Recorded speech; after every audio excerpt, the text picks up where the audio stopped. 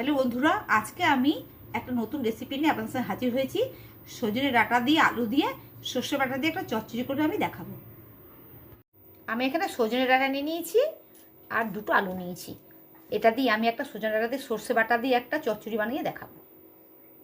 আমি ডাঁটাগুলোকে এভাবে লম্বা লম্বা করে কেটে রেখেছি, আর ডাঁটাগুলো ছাল ছাড়াইনি। ছাল ছাড়া তো ওপরে যে প্রোটিনটা থাকে সেটা চলেই যাবে।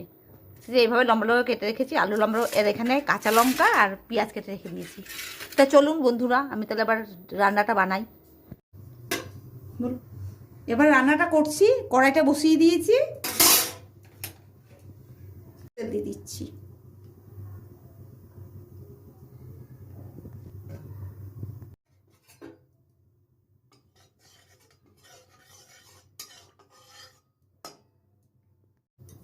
এই তেলের মধ্যে একটা শুকনো লঙ্কা ছিঁড়ে দিয়ে দিলাম।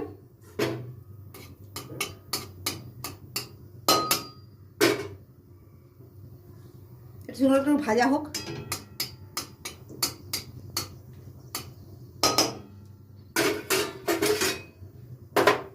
পেঁয়াজ বড় সাইজে কেটে রেখেছিলাম, সেটা পেঁয়াজটা দিয়ে দিলাম।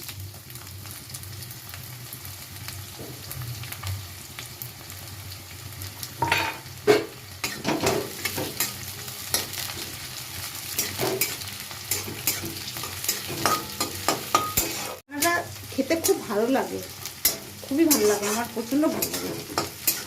সজনে ডাঁটা দিয়ে এরকম চচ্চড়ি সর্ষে বাটা দিয়ে খুব ভালো লাগে।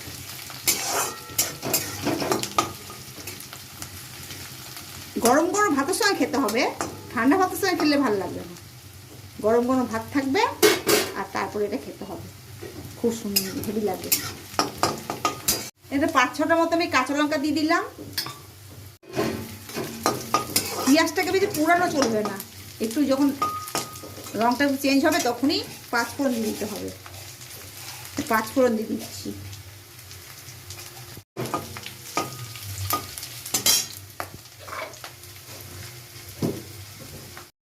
আর এখন এই অবস্থাতেই আমাকে ডাঁটার আলুটা তেলেতে দিয়ে দিতে হবে।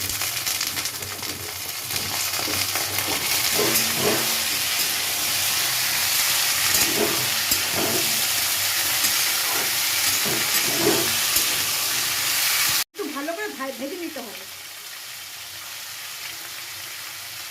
ঢাকনা দিয়ে আমি চাপা দিয়ে দিই।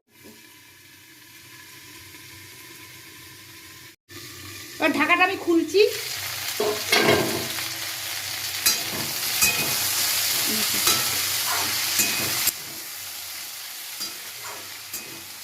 অনেকটা ভাজা হয়ে গেছে।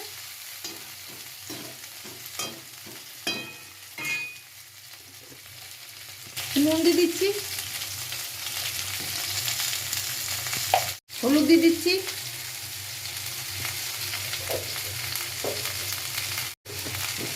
এটা লঙ্কার গুঁড়ো দিয়ে দিচ্ছি সামান্য।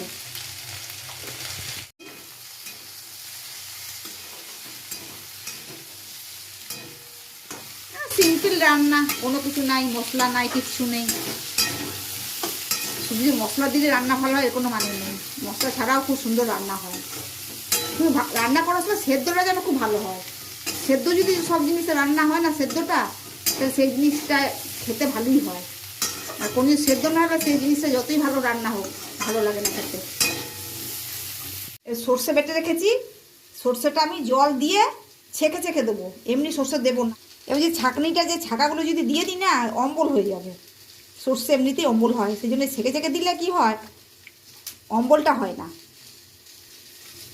সব যখন আমি সর্ষে দিয়ে কিছু রান্না করি তখন এভাবেই আমি সর্ষেটাকে ছেঁকে ছেঁকে দিই, জলের মধ্যে এমনি করে ভালো করে ধুয়ে নিয়ে ছাঁকাটা নিচে থাকে আর ওপর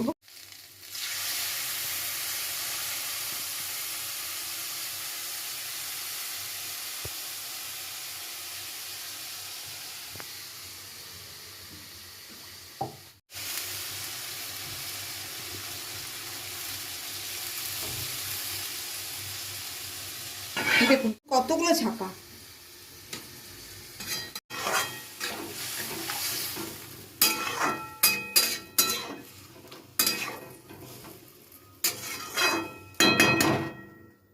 আরেকটু আমি জল দিয়ে দিচ্ছি।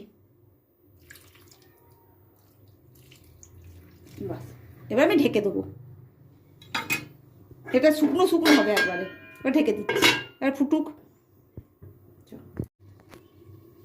এবার ঢাকনাটা খুলছি।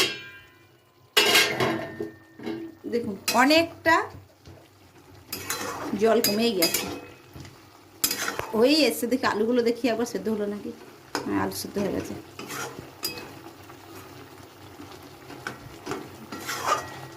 ডাটাও সেদ্ধ হয়ে গেছে।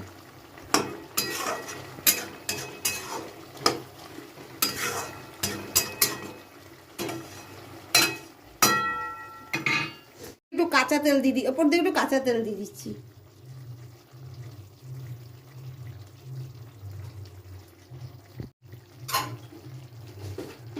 সামান্য একটু মিষ্টি দিয়ে দিচ্ছি। এটা নুন টুন সব ঠিক আছে।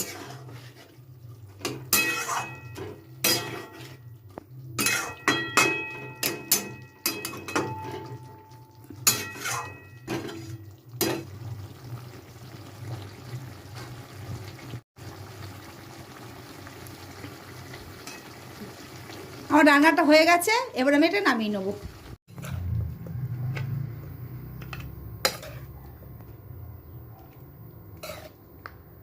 দেখলেন তো বন্ধুরা কিভাবে বানালাম, খুবই সোজা, আপনারাও বানাবেন আর আপনারা গরম গরম ভাতের সঙ্গে খাবেন। তাহলে বন্ধুরা আজকের মধ্যে বিদায় নিচ্ছি, অন্য কোনো দিন অন্য কোনো রেসিপি নিয়ে আপনার সাথে হাজির হব। নমস্কার।